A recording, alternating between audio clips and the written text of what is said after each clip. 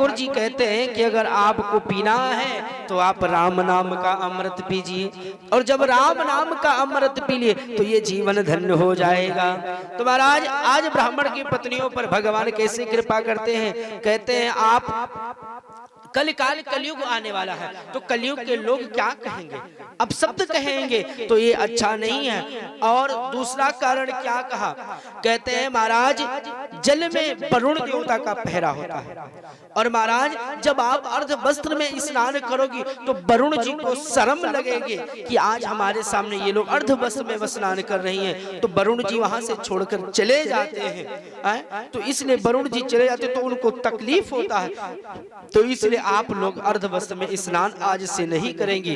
तो स्नानम दानम तथा होमम स्वयं गमनम भुजिम और विस्तुतो ना प्रावृत्ते कुरुणा पाप कुद्रो भवेत। महाराज भगवान वहीं पर गोपियों को ज्ञान दिया और वस्त्र फिर गोपियों को दे दिया। गोपियां फिर आगे चल के रास में भगवान ने इनको सौभाग्यवास का आशीर्वाद दिया। अच्छा, अब भगवान दूसरा कारण बताते हैं, ये गोपियां हैं कौन। महाराज ये गोपियां पूर्व जन्म में सप्त ऋषि की पत्नी थी, और ये इतनी सुंदर थी कि इनकी सुंदरता का तीव्र अपार ज्ञान था। तो महाराज अग्निदेव जी इनके सुंदरता पर मुग्ध हो गए और अग्निदेव जी को इनसे प्रेम हो गया। और जब अग्निदेव जी को प्रेम हो गया तो बाद में जब अग्निदेव को सर्वभक्षी कहा गया, जब संत सप्तऋषि को महाराज पता चला कि हमारी ये स्त्रियां इनको अदृत भाव है, तो सप्तऋषि ने इन्हें श्राप दे दिया। कहो जाओ मैं तुम्हें श्राप देता हूं कि तुम सप्तभक्षी बन जाओगी। तो इन्होंने जो है चरण को पकड़ लिया, कहा आप मुझे क्षमा कर दीजिए। तो कहा मैं क्षमा तो कर दूंगा, लेकिन ये आपको श्राप से मुक्त नहीं कर पाऊंगा। तो कहा तुम मुक्त कैसे होंगे। कहा जब कृष्णावतार होगा तो जब आप बुद्धिहीन रहेंगी, बुद्धि आपको ज्ञान नहीं रहेगा, तब आपको स्वयं द्वारकाधीश स्वयं कन्हैया समझाएंगे, तब आपको बुद्धि आएगी और तब आप भगवान की जो है कृपा प्राप्त होंगे। तो भगवान ने इस नाते इनका चिर चुराया, क्योंकि इनको श्राप से मुक्त होना था।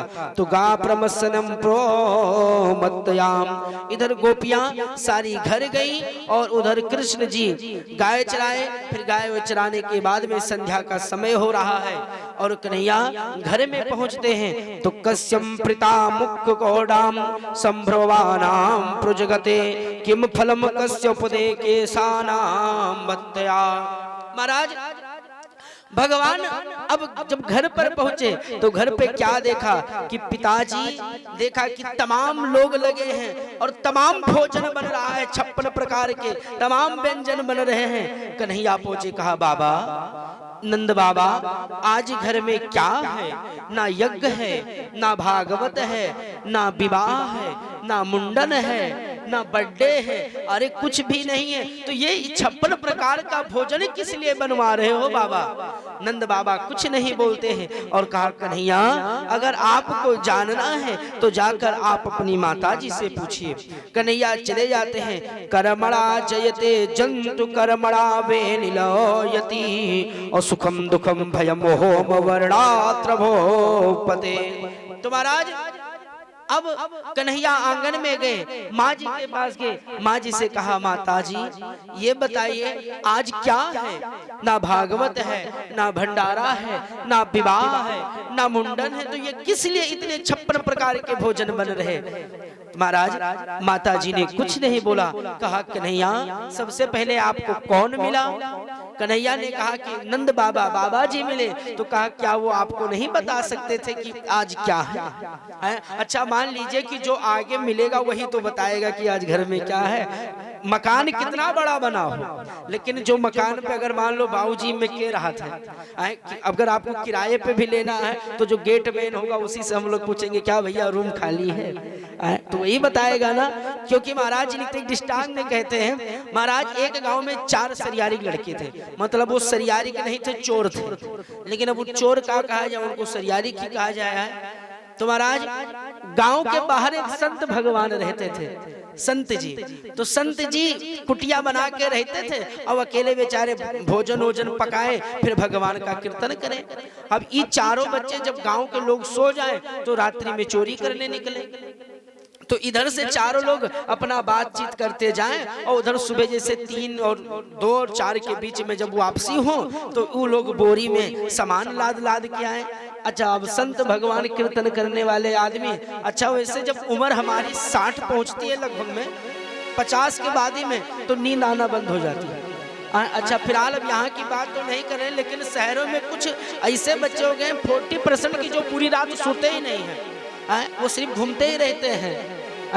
अब बताओ ये लोग क्या हो गए, इन्हीं लोग ज्यादा तक हार्ट के पेशेंट हो जाए, क्योंकि रात्रि क्यों बनी है? सोने के लिए बनी है। अरे पूरे दिन तो आप वैसे घूम रहे हो, मैं में फंसे हो, लेकिन जब समय मिले तो विश्राम जरूर करना चाहिए। क्योंकि महाराज लोग कहते हैं कि आदमी का कोई महत्व नहीं है, आदमी निस्वार्थ जीव है। और निस्वार्थ क्यों है? कहते हैं कि जब मर जाओ तो ले जाके 4-5 लोग मिलके जला देते हैं और जला के चले आते हैं कौनो काम काज करें। और जब तक जियो, जब तक कमाओ, घर गृहस्थी देखो, नात मात देखो, उसके बाद में कुछ नहीं। अरे हम कह रहे हैं कि आदमी बहुत महंगा है, आदमी को जरा कोई खरीद के तो बताए कि आदमी कैसे खरीदा। आप बताओ, जब हमारा एक पार्ट डैमेज होता है शरीर का, आप किसी चीज को भी ले लीजिए, मान लीजिए कि हमारा एक हाथ फ्रैक्चर हो गया और महाराज उसका जब दवा करवाना शुरू किए तो महाराज कितना खर्चा आए कोई पता नहीं है। तो महाराज आप बताओ कि एक छोटे से पार्ट, थोड़े से फ्रैक्चर की वजह से इतना पैसा लग सकता है। तो महाराज शरीर में तो बहुत अंग है, तो क्या इनको खरीदा जा सकता है? नहीं खरीदा जा सकता है। महाराज जी कहते हैं कि लोग क्या है, लोग कुछ नहीं समझते हैं। महाराज जी लिखते हैं कि बता तेरे मुख को कौन खोलता है, बता तेरे मुख को कौन खोलता